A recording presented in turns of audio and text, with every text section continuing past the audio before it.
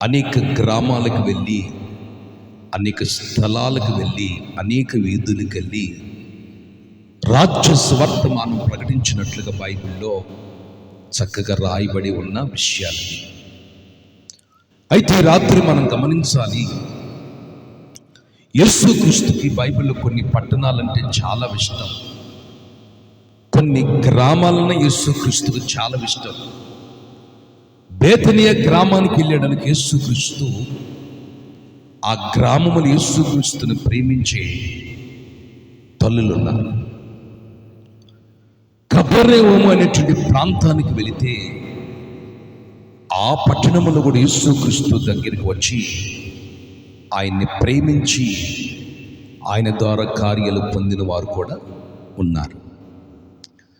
గలిలయ సముద్రం దగ్గరికి వెళ్ళినప్పుడు యేసుక్రీస్తుని వెంబడించి వాళ్ళ శాపాన్ని తొలగించుకొని వాళ్ళని యేసయ్య మనసును పట్టి జాలరుగా చేసినట్లుగా బైబిల్లో కూడా రాయబడి ఉంది. ఈ విధంగా యేసుక్రీస్తు ఒక పట్టణానికి ఎక్కువగా కాలినడక నడుచుకుంటూ వెళ్ళేవాడు. పక్కన పెట్టావుగా, కూర్చో, అక్కడ కూర్చో. చేతులు చాప గట్టిగా చెప్తాం, పెద్దగా చెప్తాం. హల్లెలూయా. యేసుక్రీస్తు ఒక పట్టణానికి ఎక్కువగా వెళ్తూ ఉండేవాడు. ఆ పట్టణానికి ఎందుకు యేసుక్రీస్తు ఎక్కువగా వెళ్తూ ఉన్నాడంటే, ఆ పట్టణంలో ఉన్నటువంటి యూదులను మార్చాలి. యేసుక్రీస్తు వంశము కూడా యూదా వంశమే. అయితే యూదులు ఏమంటారంటే, మెస్సయ్య ఒక ప్రవక్త, ఆయన దేవుడు కాదు. మోషే ఆరాధిస్తున్న దేవుడే దేవుడు అన్నట్లుగా యేసుక్రీస్తుని ప్రవక్తగా భావించారు. కానీ మోషే నియమించిన చట్టాలే తూచ తప్పకుండా ఆ చట్టాలే కరెక్ట్ అన్నట్లుగా మాట్లాడుతూ ఉన్నారు యూదులు. అయినను యేసుక్రీస్తు ఒక పట్టణానికి ఎక్కువ వెళ్తూ ఉన్నాడు. ఆ పట్టణంలో యూదులు ఉండేవారు. ఒకరోజు యేసుక్రీస్తు కాలినడక నడుచుకుంటూ తన యొక్క వెనక 12 మంది శిష్యులు యేసయ్యని వెంబడించుకుంటూ వెళ్తున్నారు. యేసుక్రీస్తు ఒక పట్టణం దగ్గరికి రాగానే ఆగిపోయాడు. సడన్గా ఆగిపోయాడు. ఇప్పుడు సడన్గా ఎవరైనా ఆగిపోతే మనకేం కలిగిద్ది? మనం వాళ్ళ వెంబడించుచున్నప్పుడు ఏదైనా జరిగిందేమో, పాము కనిపించిందేమో, లేకపోతే ఎవడన్నా మనల్ని దోచుకోవటానికి వస్తున్నాడేమో, లేకపోతే ఏదైనా సంభవించిందేమో, ఏదైనా పరిస్థితులు మరి ప్రతికూలంగా ఉన్నాయేమో అన్నట్లుగా భయం అనిపిస్తుందండి. అప్పుడు దాకా యేసుక్రీస్తు నడుచుకుంటూ వెళ్తున్నటువంటి యేసుక్రీస్తు ఒక్కసారి సడన్గా ఆగిపోయి ఆ పట్టణంలో చూశాడు. ఈ రాత్రి యేసుక్రీస్తు నడుచుకుంటూ ఈ రాత్రి చక్రాపాల వైపు చూస్తున్నాడు.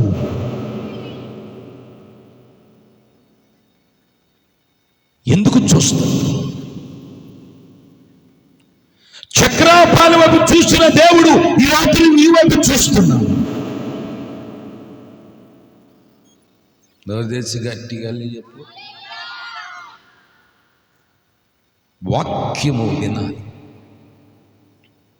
ఈ రాత్రి వాక్యం వింటే నీ స్థితి మార్చబడుతుంది. శిష్యులు అడిగారు, అయ్యా ఎందుకు మీరు సడన్గా ఆగిపోయారు? ఆ పట్టణం వైపు ఎందుకు చూస్తున్నారు? అప్పుడు యేసుక్రీస్తు అంటున్నాడు, ఆ పట్టణం వైపు చూస్తుండగానే యేసయ్య కళ్ళం బట్టి కన్నీళ్లు కారిపోతూ ఉన్నాయి. శిష్యులకి ఏమి అర్థం కాలేదు. ఏంటి యేసుక్రీస్తు ఏడుస్తున్నాడు? యేసుక్రీస్తు ఎందుకు బాధపడుతున్నాడు మనసు? ఇప్పుడు ఎవడన్నా ఏడుస్తూ ఉన్నాడు కానీ ఎందుకు ఏడుస్తున్నావు అంటే వాడు చెప్తాడు, బాధ కలిగిందండి అందుకు ఏడుస్తున్నాను చెప్తాడు. అమ్మ ఎందుకు ఏడుస్తున్నా తల్లి అంటే, పాస్టర్ గారు కడుపులో నొప్పి ఎక్కువైపోయింది అందుకు ఏడుస్తున్నానని చెప్తాడు. అమ్మ రోడ్డు పట్టుకొని ప్రచారం పట్టుకుని ఎదుగుతున్నావు ఎందుకు ఏడుస్తున్నావు? నా భర్త తాగుబోతు అయిపోయాడు అందుకు అతను మారుడి కొరకు నేను ఏడుస్తున్నాను.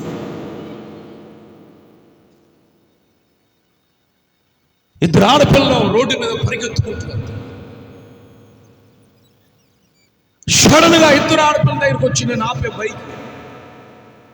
చిన్న పిల్లలు 15 సంవత్సరాల్లో ఇద్దరు పిల్లలు. ఎందుకు ఏడుస్తున్నారు మీరు? పెద్ద ఏడుస్తున్నారు, కేకలేస్తున్నారు. ఎందుకు ఏడుస్తున్నారు మీరు అని నేను అడిగితే, ఇప్పుడు దాకా మా ఇద్దరు చేతులు పట్టుకుందండి మా అమ్మ ఇప్పుడు దాకా పట్టుకుని మమ్మల్ని ఇక్కడ ఉండమని చెప్పిందండి, మేము ఇక్కడే ఆగామండి. తర్వాత మా అమ్మ కనపలేదండి, ఆ చెట్లల్లో అదిగో అటు దూకేసింది. దీనంతటి కారణం అక్రమ సంబంధాలు.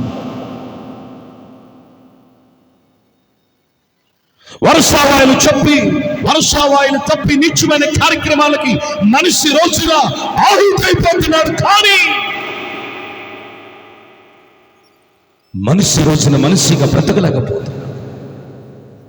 కులం అన్నం పెట్టదు. మతము నీకు మత పిచ్చి పెడితే మతము నీ స్థితిని మార్చదు. ఎందుకు ఏడుస్తున్నా? యేసుక్రీస్తుని అడుగుతున్నా, మీరు ఎందుకు ఏడుస్తున్నారు? అప్పుడు యేసుక్రీస్తు చెప్తున్నాడు ఎందుకు ఏడుస్తున్నాడో, తన మనసులో ఉన్న బాధను బలం చేస్తున్నాడు. ఎందుకు ఏడుస్తున్నాడో తెలుసండి? యెరూషలేమా యెరూషలేమా, కోడి తన పిల్లలను తన రెక్కలకు చేర్చుకున్నట్టు ఎన్నోసార్లు మిమ్మల్ని నేను చేర్చుకోవాలని అనుకుంటుంది, కానీ మీరు నా మాట వినకపోతిరి అని యేసుక్రీస్తు ఆ యెరూషలేములో జీవిస్తున్నట్టు నశించిపోతున్న ఆ యూదుల కొరకు యేసుక్రీస్తు ఏడుస్తూ ఉన్నాడు. ఎన్నోసార్లు నేను కన్నీళ్లు విడిచాను. ఆ యెరూషలేము పట్టణంలో యేసయ్య అద్భుతాలు చేశాడు. ఆ యెరూషలేము పట్టణంలో యేసుక్రీస్తు స్వస్థతలు జరిగించాడు. దయ్యాలు పాల్గొనాడు. చచ్చిన వారిని పైకి లేపాడు.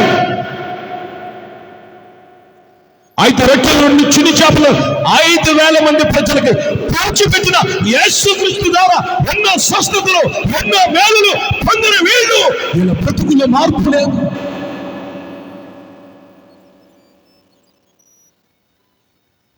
వీళ్ళ జీవితంలో మార్పు లేదు.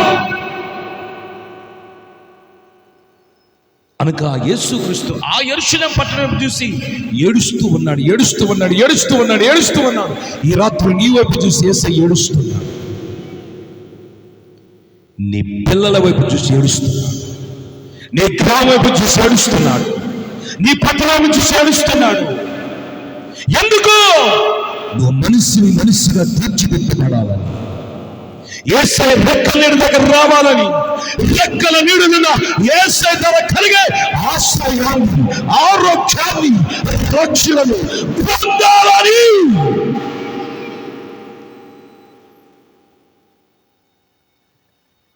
నువ్వు మరి యేసుక్రీస్తు అందుకు ఏడుస్తున్నాడు. కోడి తన పిల్లల లెక్కలు నేను చేర్చుకున్నట్లు ఎన్నోసార్లు నేను చేర్చుకుంటానని అనుకుంటున్నాను, కానీ మీరు నా దగ్గర రావటం లేదు. మీరు సాక్షుల దగ్గర పరిగెత్తుతున్నారు, బాంధుషాల దగ్గర పరిగెత్తుతున్నారు, వ్యభిచారము కుప్పల దగ్గర పరిగెత్తుతున్నారు, అప్పుల దగ్గర పరిగెత్తుతున్నారు, మత పిచ్చి దగ్గర పరిగెత్తుతున్నారు, కోపిచ్చి దగ్గర పరిగెత్తుతున్నారు. నా దగ్గర రావట్లేదు ఈ రాత్రి. మీరు అదే ఈ ఈదిలో గన ఒక డ్యాన్స్ ప్రోగ్రాం పెట్టి, ఒక ఎల్ఈడి పెట్టి, ఏమండి భోజనాలు సిద్ధపరిస్తే గ్రామస్తులందరూ కదిలొచ్చి కూర్చొని నవ్వుకుంటారు. అవును కదండి? మరి చెప్పండి, భోజనాలు పెట్టారు ఏమండి, కార్యక్రమాలని సిద్ధపరిచారు, డాన్స్ ప్రోగ్రాం పెట్టామనుకో, అందరూ వచ్చి కూర్చొని ఆడతా నవ్వుతూ అనుకుంటూ ఉంటారు. మొన్న నేను పొన్నూరులో సేవ చేస్తుంటే నేను ఒక గ్రామానికి విజిటింగ్కి వెళ్ళి వస్తున్న రాత్రి 9:30 టైంలో. పొన్నూరు నుంచి బాపట్లకి వెళ్ళే మధ్యలో ఒక చింతలపూడిన గ్రామం. ఆ గ్రామం దగ్గర ఇంచుమించు ఒక 10,000 మంది రోడ్ల మీద, 10,000 మంది రోడ్ల మీద మొత్తం ఆకర్షించబడ్డారండి. అక్కడ 10,000 మంది కనిపిస్తున్నారు. ఏంది ఈ సిచ్యువేషను? రోడ్ అంతా బ్లాక్ అయిపోయింది, బైక్ బానివ్వట్లేదు, ఏందని చూస్తే అక్కడ కోతిని ఆడిచ్చాడు. ఒక రోడ్డు మీద పెట్టి కోతిని ఆడిస్తున్నాడు. దేన్ని ఆడిస్తున్నాడండి? చెప్పాలి దేన్నండి? కోతిని ఆడిస్తున్నాడు. కోతిని ఆడించే వాడికి దగ్గర దాపండి ఒక 50,000 రూపాయలు వచ్చుంటా రాత్రి వాడికి. కోతిని ఆడిస్తున్నాడు. మనిషి కోతిని ఆడిస్తున్నాడు. మనిషి ఆచారాలకు అలవాటు పడ్డాడు, భక్తికి అలవాటు పడలేదు, ప్రార్థనకు అలవాటు పడలేదు, వాక్యానికి అలవాటు పడలేదు, ఆరాధనకు అలవాటు పడలేదు, నామకార్థాలకు అలవాటు పడుతున్నాడు మనిషి.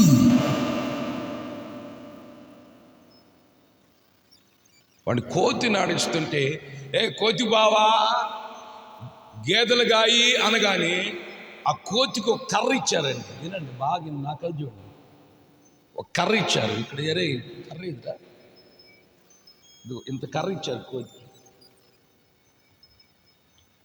గేదెలే కోతి బావా అన్నాడు వాడు, చెప్పేవాడు. ఆ కోతి ఏం చేసింది? 2 కాళ్ళు కింద పెట్టి ముందు 2 కాళ్ళతో చెట్టు పట్టుకుని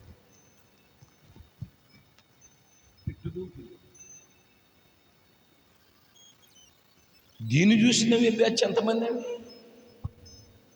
చెప్పండి అండి.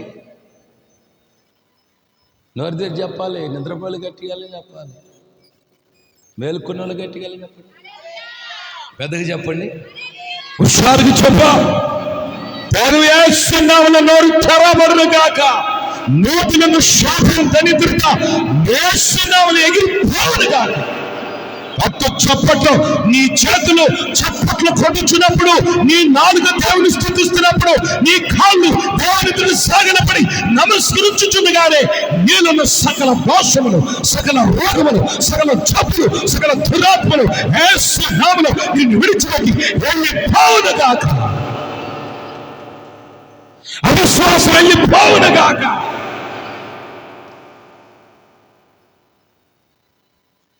యేసుక్రీస్తు ఏడుస్తున్నాడు. ఎందుకు ఏడుస్తున్నాడు చెప్తున్నాడు.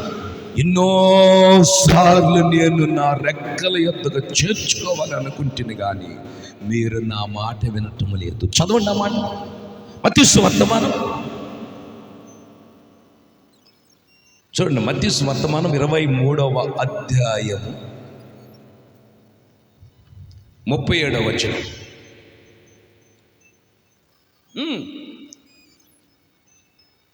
చదవండి అక్కలారా. అక్క అక్క అక్క అక్క ఒక నిమిషం. అందరూ బైబిల్ తీసారా? బైబిల్ తీసారా? తీసామన్న వాళ్ళు చేతుల పై దగ్గరికి వెళ్ళి చెప్పండి. బైబిల్ ఓపెన్ చేయండి. బైబిల్ ఓపెన్ చేయండి అన్న. బైబిల్ ఓపెన్ చేశారని మీ జీవితం ఓపెన్ అయినట్లే. ఆమేన్.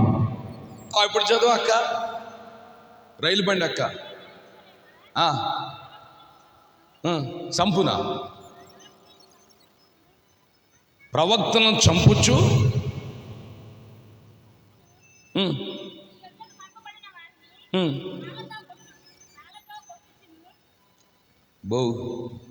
ఇది పినాకిని ఎక్స్ప్రెస్ ఉన్నట్టుంది. ఇది కొద్ది నిదానంగా నిమ్మలమ్మగా నెమ్మదిగా ఒకళ్ళు చదవండి. ఇది ప్యాసింజర్ లాగా ఉంది. చదువు.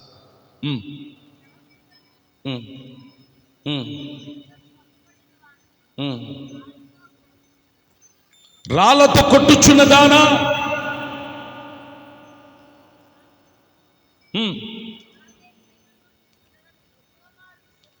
ఎన్నో మార్లు చేర్చుకోవాలనుకుంటుంది కానీ మీరు నా మాట అనకపోతే. ఆమె చెప్పగట్టిగా ఎవరు మాట వింటలేదు మనం? నోరు జడ్జి చెప్పాలి. దేవుని మాట మనం వింటున్నామా? డాక్టర్ గారి మాట అయితే నీవు తప్పకుండా కరెక్ట్గా టాబ్లెట్ మింగుతా. మాంత్రికుడు మాట అయితే 3 నిమ్మకాయలు మంత్రం చేసి విస్తున్నా, 3 నిమ్మకాయలు 4 రోడ్ల దగ్గర కలిసి వేయండి అంటే వాడు మాట. నిమ్మకాయలు కట్టుకుంటే అంతరాలు వేయించుకుంటే అండి స్థితి మారిద్దండి. ఏమండి చెప్పండి అండి. నువ్వు అందరి మాట వింటున్నావు కానీ లోకములో ఉన్న అన్ని విషయాల వైపు నీ మనస్సు పెడుతున్నావు, కానీ యేసయ్య మాట వింటమనేది రాత్రి. ఆమేన్. ఇలాంటి స్వార్థమానాలు ఈ కాలంలో ఎన్నో ప్రకటించబడుతూ ఉన్నాయి. కొంతమంది హృదయాలు రాతిగుండలుగా మార్చబడ్డాయి. ఈ స్వార్థమా కాదులే అని మనిషి రోజున దేవుని వైపు చూడకుండా లోకం వైపు చూస్తూ పాపములో, శాపములో, రోగములో మనుష్య జీవితం కొట్టిపెట్టి మారిపోతుంది. అయితే మీరు నా మాట వినకపోతిరి అని యేసుక్రీస్తు కన్నీళ్లు విడుస్తున్నాడు. ఈ రాత్రి నీ గ్రహం వైపు చూసి యేసయ్య కన్నీళ్లు విడుస్తున్నాడు. ఎందుకు? నువ్వు రక్షణ పొందాలని, ఎందుకు యేసయ్య రెక్కల నీడ దగ్గరికి రావాలని. సాతాను రెక్కల నీడ దగ్గరికి అయితే పరిగెత్తుతూ వెళ్తారు కొంతమంది. సాతాను కూడా రెక్కలు ఉన్నాయి, రా అడది వినాలి. సాతాను కూడా రెక్కలు ఉన్నాయండి. సాతాను ఏం చేస్తుంది? రాబోయో పాస్టర్ గారు ఈరోజు వాక్యం చెప్తున్నాలే, మరి నీకు సీరియల్ పోద్దిగా, నీకు 500 కూలి పోద్దిగా, రా శుభ్రంగా నిద్రపోద్ది కదా, దా. ఆయన వాయించుకుంటూ 1 గంటకి వాయించుకునేది పాస్టర్ గారు కీబోర్డ్ వాళ్ళు. తర్వాత మందేకి ఇదంతా అనుకుంటున్నారు సైతాను. ఏమండి అంతే కదండి. ఒక ఊర్లో ఇలాగ వాక్యం చెప్తున్నా ఆ వందండి పాస్టర్ గారు ఎంతసేపు నువ్వు వామిస్తావు? 1 గంట వామిస్తావు వాక్యం ద్వారా, తర్వాత మాదే ఇదంతా ఉంది. ఆమె చెప్పు గట్టిగా, ఓసారికి చెప్పా. మీ నీరసానికి నాకు నీరసం ఎక్కువైపోతుంది. నిజంగా చేతులు చాప గట్టిగా చప్పట కొట్టి ప్రభువుని మహింపరచండి. గట్టిగా గట్టిగా గట్టిగా దేవునికి స్తోత్రం. ఒకడిని తీసుకొచ్చారు నా దగ్గరికి. వాడికి పెళ్ళి అయింది. వాడు హైదరాబాద్లో గవర్నమెంట్ జాబ్ చేస్తున్నాడు. ఎట్టు ఉంటాడు. వాడి పేరు విజయబాబు. వాడికి పెళ్ళి అయిన తర్వాత అమ్మ పెళ్లి చేసింది, నానిద్దరు కలిసి వీడికి సంబంధం మాట్లాడి పెళ్లి చేశారు. నన్ను గమనించండి, పెళ్లి చేశారు. పెళ్లి చేసిన అమ్మాయికి ఇంకొక లవ్ స్టోరీ ఉంది. లవ్. ఆ లవ్ స్టోరీ ఏం చేసింది, స్టోరీ లేకపోతే ఇంకొకటి నాకు తెలియదండి. వీడికి పెళ్ళి అయిన తర్వాత ఆ లవ్ స్టోరీ చేసినోడు ఏం చేశాడు, ఈడికి చేతబడి చేయించాడు. ఈడి భార్య ఈడి దగ్గర నుంచి వెళ్ళిపోయింది. అంతేకాదు, వెళ్ళిపోయినోడు లవ్ స్టోరీ చేసినోడు ఈ అమ్మని పెళ్లి చేసుకున్నాడు. ఈడికి చేతబడి చేసిన కాంచిక అమ్మని నాన్నని ఏం చేస్తున్నాడు, ఇంతంత రాళ్ళు తీసుకొని బాగుతున్నాడు, పడుతున్నాడు. ఆ ఊర్లో వాడికి తాళ్ళు కట్టారు, సంఖ్యలు వేశారు. తెనాల దగ్గర ఏదో ఉంది, ఈ మోకాళ్ళు పిచ్చోళ్ళని, సులాజన్ తల్లి మోకాళ్ళు పిచ్చోళ్ళని తీసుకెళ్ళి అక్కడ హాస్పిటల్ పెడతారు. నాకు తెలియదు హాస్పిటల్. మీ మనను కూడా పెట్టావుగా. మెంటలు వచ్చింది. దేవునికి స్తోత్రం చెప్పండి గట్టి పెద్దకి చెప్పండి. హల్లెలూయా. ఈడు కూడా మెంటలు వచ్చినాయని తీసుకెళ్ళి హాస్పిటల్ పెట్టారు. 10,000 ఇచ్చారు. ఇక మెంటలు ఎక్కువైపోయినాయి. అక్కడ మెంటలు వచ్చిన వాళ్ళకి భోజనాలు పెట్టిన కూడా ఈడేం చేస్తున్నాడు, గులకరాలు నోట్లు పెట్టుకుని రాళ్ళు పాల్గొడుతున్నాడు. చేతబడి ఎక్కువైపోయింది. అమ్మను కొడుతున్నాడు. వాళ్ళ నాన్న మంచి ఎల్లరండి, కరెంటు పని చేస్తాడు, ఐరన్ పనులు, అన్ని పనులు చేస్తాడు, పెద్ద పెద్ద సెట్లు వేస్తాడు, అన్ని చేస్తాడు. ఒక్కడే వాళ్ళకి చివరికి ఎవరో చెప్తే మా దగ్గర తీసుకొచ్చారు. వాళ్ళది వలసమాలపల్లి పుండూరు దగ్గర. దేవునికి స్తోత్రాలు. గట్టిగా చెప్పండి, పెద్ద చెప్పండి. ఇక వాడిని తీసుకొచ్చారు, సాధుబడి చేశారండి. వాడికి కుర్రోడు నెంబర్ 1 ఉంటాడండి, టీషర్ట్లు వేస్తాడు. ఇక వీడికి సాధుబడి పిచ్చి వాళ్ళు ఏం చేస్తారంటే గులకరాలు తినే రోగం వచ్చింది. ఈ పిచ్చి ఎక్కువైపోయింది, పిచ్చి ముదిరిపోయింది. ప్రార్థన చేశాం, ప్రభు వీడి మీద ఉన్న శాతబడి మొత్తం తొలగిపోవాలని కన్నీళ్లతో ప్రార్థన చేసి, యేసయ్య నీ రెక్కల్ని దగ్గరికి వచ్చాడు, వీడిని చేర్చుకొని వీడికి ఆశ్రయం ఇచ్చి వీడిని స్వస్థపరచండి. అమ్మ చెప్పు గట్టిగా, పెద్దగా చెప్పు, హుషారుగా చెప్పు. దేవుని వాత్సల్యతను బట్టి వాడు మొన్న మహాపండగలకి వాళ్ళ అమ్మ బాప్తిని తీసుకుంది. వాడు బాగుపడ్డాడు, గొరకరాలు నవిలి అలవాటు పోయింది. ఇప్పుడు మనిషిగా మారాడు, మందిరానికి క్రమంగా వస్తుంది. నువ్వు సాతాను రెక్కల దగ్గర పరిగెత్తితే సాతాన్ని 2 రెక్కలు ఇరుస్తాడు. పాపం అనే రెక్కల దగ్గర పరిగెత్తితే పాపం అనే రెక్కలు నీ 2 రెక్కలు విరగదీసి పాపాల చేత మరణానికి అప్పగిస్తాడు సాతాను.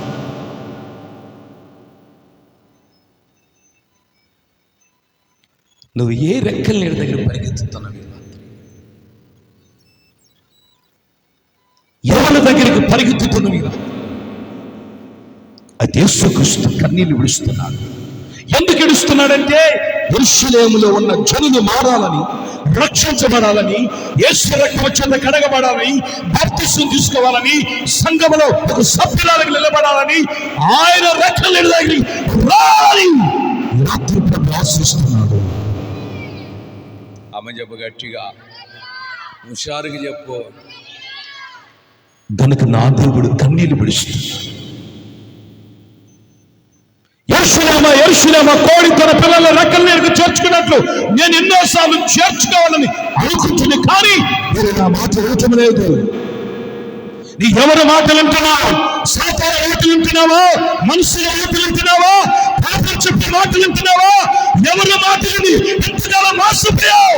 ఈ రాత్రి ఈ సభలో యేసయ్య మాట వినగలిగితే నీ స్థితిని మార్చగలిగిన దేవుడు, నేను ప్రకటిస్తున్న దేవుడు, సజీవుడు, పురాతన కాలం నుంచి ఉన్న దేవుడు నీతో నాతో మాట్లాడుతున్నాడు. చెప్పు గట్టిగా, పెద్దగా చెప్పు, హుషారుగా చెప్పు. ఇలాగ ఒక గ్రామంలో పెద్ద మీటింగ్ ఏర్పాటు చేశామండి. వినాలి మీరు, నేను ముగిస్తాను త్వరలోనే. ఆ పెద్ద మీటింగ్ ఏర్పాటు చేస్తే ఆ మీటింగ్ అంతా అయిపోయింది, అందరూ ప్రార్థన చేయించుకున్నారు. వినాలి మీరు, అందరూ వచ్చిన వాళ్ళందరూ తల మీద చేతులు, సేవకులు ప్రార్థన చేస్తున్నాం. ప్రార్థన చేయించుకుని వెళ్ళిపోయిన వాళ్ళందరూ ఒక్క ముసలారి మాత్రం కర్ర పట్టుకొని నా పక్కన నుంచున్నారు. పెద్ద ఆయన, ఏంది ఇప్పుడు దాకా నుంచున్నారు? అందరికి ప్రార్థన చేశాను కదా, నీకు కూడా ప్రార్థన చేస్తాను. నీ సమస్య నుండి చెప్పయ్యా, నా కొరకు నువ్వు ఎందుకు ఎదురు చూస్తున్నావు అన్న. ఆయన అన్నాడు, పాస్టర్ గారు, నేను నిన్ను మా ఇంటికి తీసుకెళ్ళాలనుకుంటున్నాను నాయన, నా కొడుక మా ఇంటికి రా అన్నాడు. ఆమె చెప్ప గట్టిగా, అయ్యా నాకు టైం అయిపోతుంది అయ్యా, రాత్రి 12 అయిపోయింది, మళ్ళీ నేను పొన్నూరు వెళ్ళాలి, బాపట్ల నుంచి పొన్నూరు వెళ్ళాలి, నాకు టైం చాలదే అన్న. లేదయ్య గారు అని పెద్ద ఆయన కర్రపట్టు పెట్టుకుని ఉంచున్నాడు. ఇక సరేనైనా ఆ టైంలోకి చిన్నగా వాళ్ళ మీటింగ్ స్థలానికి గ్రౌండ్కి పక్కన వాళ్ళ ఇల్లండి, చిన్నగా ఇంట్లోకి తీసుకెళ్ళాడు నన్ను. తీసుకెళ్తే ఇక ఆ పెద్ద ఆయన కుర్చీలో కూర్చున్నాడు, నాకు కుర్చీ వేసాడు. లేదు అయ్యా నాకు టైం అయిపోతుంది, కుర్చేసే టైం, కూర్చునే సమయం లేదు, మాట్లాడే సమయం కూడా లేదు, అసలు మీ సమస్య ఏందో చెప్పండి, ప్రార్థన చేశాను. ఆ పెద్ద ఆయన చెప్పకుండా ఏడుస్తూ ఉన్నాడు. సమస్య చెప్పటం లేదు, సమస్య ఏమాత్రం చెప్పటం, ఏడుస్తూ కలమ నీళ్ళు కారిపోద్ది. ఏంది పెద్ద, నీకు పిల్లలు ఎంతమంది అని అడిగా. పెద్ద అబ్బాయి గవర్నమెంట్ జాబ్ చేస్తున్నాడు, మేనేజర్ అయ్య గారు అన్నాడు. రెండో బాబు ఏం చేస్తాడు? టీచర్ అండి, జెడ్పీ స్కూల్లో. మీ పాప ఏం చేస్తుంది? ముగ్గురు అని చెప్పారు కదా. పాప కూడా నర్సుగా చేస్తుందండి అన్నాడు. మరి నీకేంటండి? మీ పెద్ద అబ్బాయి జాబ్ చేసే అబ్బాయి, రెండో బాబు జాబ్ చేసే అబ్బాయి, కూతురు జాబ్ చేసే అమ్మాయి, ఇక నీకేంటి బాధలు, సమస్యలు, ఎందుకు ఏడుస్తున్నావు? ఆయన చేతులు చాలా పెద్ద బైబిల్ ఉంది. చేతులు పెద్ద గట్టిగా చెప్పండి. పెద్ద బైబిల్ తీసుకొని వచ్చాడు మందిరానికి, సభకి. చాలా పెద్ద ఆయన, వయసు చూస్తే 75 సంవత్సరాలు ఉంటాయి. వయసు చూస్తే కర్రపోటు వేసుకొని వచ్చాడు. కర్రపోటు వేసుకొని వచ్చాడు అని చూస్తుంటే నా మనసు కరిగిపోతుంది. నా మనసు నాకు ఏడుపు వస్తుంది ఆయన చూస్తుంటే. ఏందై నీ బాధ అంటే, ఏమి లేదు అయ్యగారు, ఒక 20 రూపాయలు డబ్బులు ఇస్తావా అన్నాడు. పెద్ద కొడుకు జాబ్ చేసే ఆయనకి ఏమండి, రెండో కొడుకు జాబు, మూడో కూతురు జాబు, ఈయనకు డబ్బులు కదివింది అనుకుంటుంది నేను. ఒక 20 రూపాయలు అయ్యగారు. సరే 20 రూపాయలే కదా, మా నాన్నగారికి తెచ్చుకుంటాను కదండి, ఎవరు తెలిసిన వాళ్ళకి తెచ్చుకుంటా కదండి. సరే నేను లాల్ చేసుకున్నా. ఆ రోజు లాల్సీలో ఒక 2000 రూపాయల డబ్బులు ఉన్నాయి. ఇక లాల్సీలో చేయబెట్టి ఆయన 20 రూపాయలు అడిగాడు కదా, కనీసం ఒక 200 300 ఎందన్నా ఇద్దామని లాల్చీలో చేయబెట్టి ఇలా కిందకు దూర్చి 200 రూపాయల నోటు కట్టి పట్టుకొని తీయబోతామన్నా. ఈ 200 రూపాయల నోటు బయటకు తీయబోతున్న సమయంలో దేవుడు అన్నాడు, నువ్వు ఆయనకి ఎందుకు ఇస్తున్నావు 200? అవసరం ఏదో కనుక్కొని ఇవ్వు అన్నాడు దేవుడు. ఆమె చెప్పు గట్టిగా, పెద్దగా చెప్పు. దేవుడు ప్రతి క్షణం మనతో మాట్లాడుతూనే ఉంటాడు. అది మనం గుర్తుపట్టలేము. అవును కదండి, అది మనం గుర్తించలేము. దేవుడు మాట్లాడుతున్నాడు. ఎందుకు ఆయన అడుగుచున్నాడు? అడిగి తెలుసుకొని అప్పుడు నువ్వు డబ్బులు అన్నాడు. సరే ప్రభువానికి స్తోత్రం. పెద్దయినా 20 రూపాయలు కాదు, 200 రూపాయలు ఇస్తాను. అసలు ఎందుకు 20 రూపాయలు? విషయం ఏమిటి అని నేను అడిగా. అప్పుడు ఆయన అన్నాడు,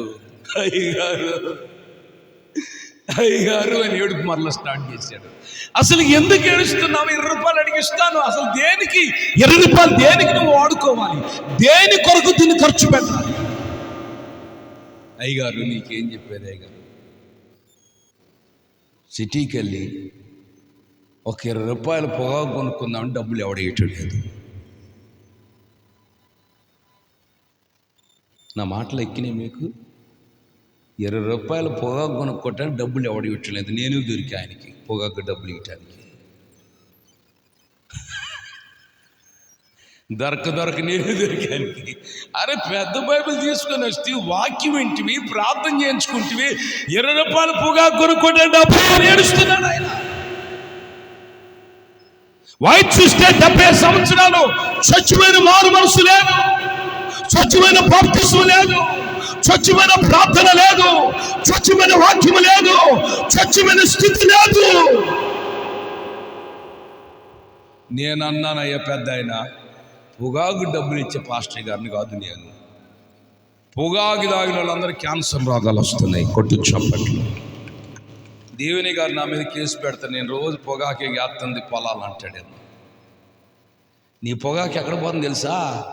మందుల షాపులోకి వెళ్తాను. ఏ మందులు? పురుగు మందుల్లోకి వెళ్తాను.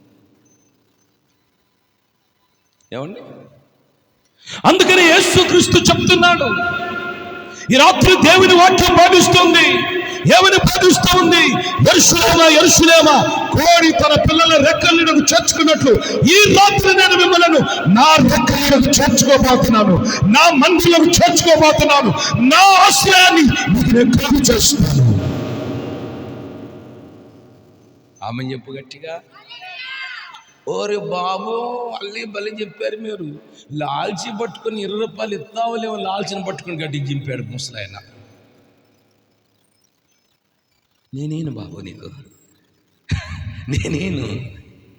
ఆయన ఎందుకు ఏడుస్తుందని ఇప్పుడు అర్థమైంది. పొగాకు డబ్బులు లేవని ఏడుస్తున్నాడు. ఇంకొక ఆయన ఏడుస్తాడు. ఎందుకు ఏడుస్తాడు అర్థం కాదు. ఇంకొక ఆమె ఏడ్చింది, ఎందుకు ఏడుస్తుంది అర్థం కాదు. కొంతమంది ఏడుస్తారు, ఏడ్చేదానికి కారణాలు ఉండవు. యేసుక్రీస్తు ఏడుస్తున్నారంటే ఒక కారణం ఉంది.